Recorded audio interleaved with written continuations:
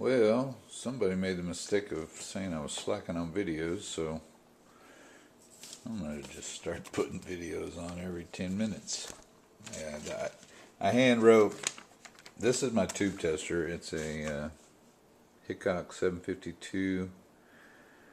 It's an old, I think early 60s. As far as I know, it still works. I've never had it calibrated, so hopefully it's working good. Seems to.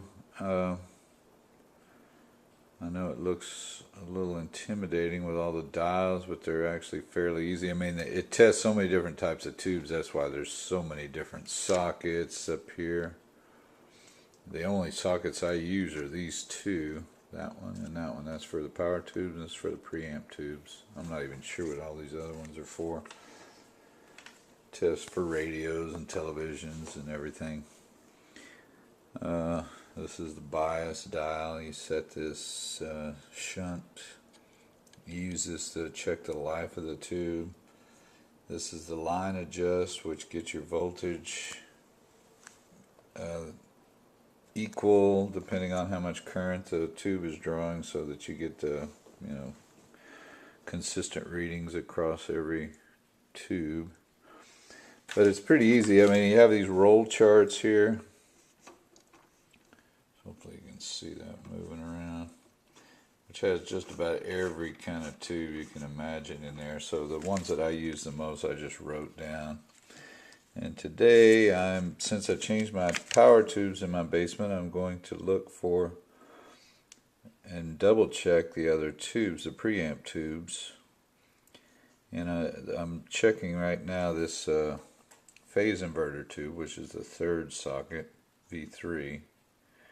And it looks like it's either a Amplitrex or Mullard, because it has that seam at the top and the label's kind of gone on it.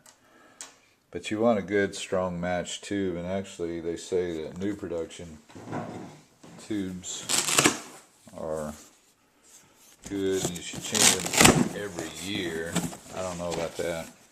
I've got such a crummy collection of tubes now. Most of these are shot, but there might be one or two good ones in there. I'll have to check. Anyway, all you do is set these dials. There's 8 dials, and you just set them up as it says. You put the voltage at this 12.6 volt preamp tube. It'd be 6.3 for the power tubes. 12AX7. You want to set this at 4, 5, 2, no, 4, 5, 7, 2, and then 4, 5, 7, 2, 6, 1, 8, 3. So that's simple, right? 6, 1.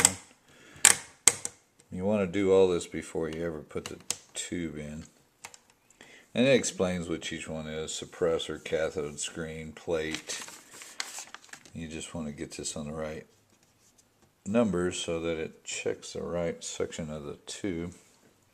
Now I've got my tube, everything set up. Oh, got to set the bias, which bias is at 14. I want to set this knob at X4. So like I said, the tube chart tells you everything. It tells you to press the S5 button, which is this center button, which is your transconductance, I don't know, mutual conductance. I forgot. Anyway, S5 gives you that's the only bad thing about this tester, is it kind of does low readings. Now you can, well, no, I got to do this. I got to set the bias at 14. It has low readings for 12AX7s for some reason, what makes it kind of hard.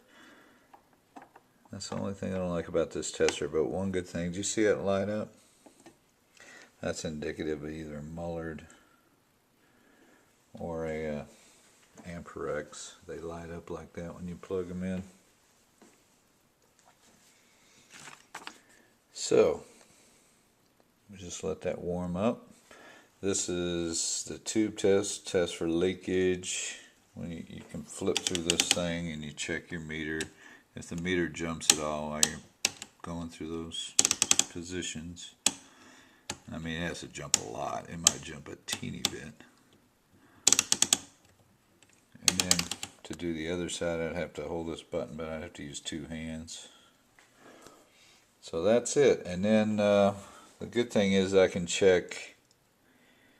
You can check for gas, and then this one has a plate too, so I can check the other half. There's actually two tubes in one of these little tubes, two halves.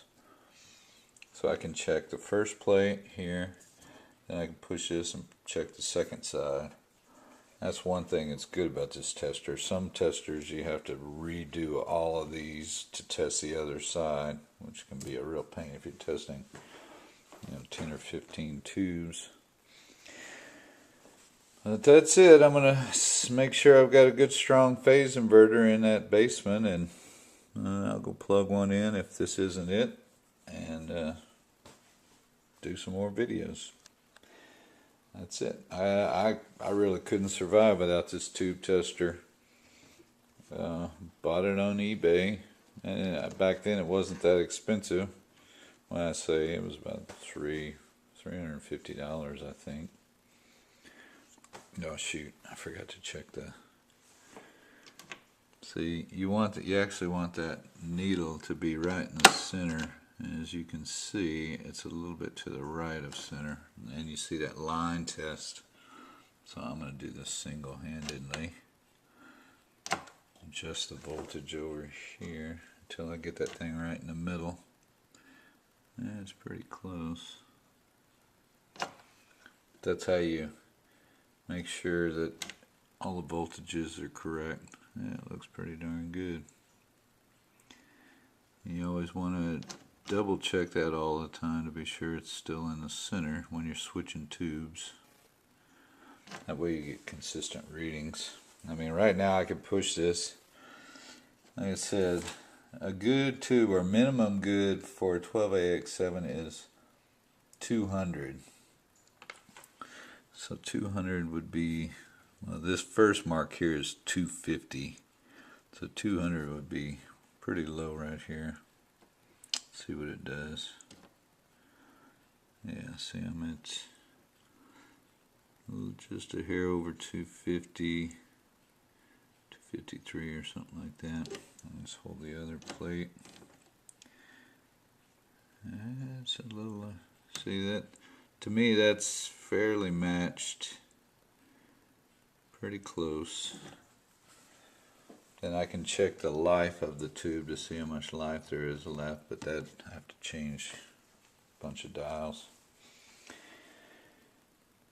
Okay, well, if you ever think about getting a tube tester, they have some modern ones now but they're expensive. They're like $1,500 or something, but they do some really good tests, and if you're serious into tubes, it might be worth the investment. Talk to you later.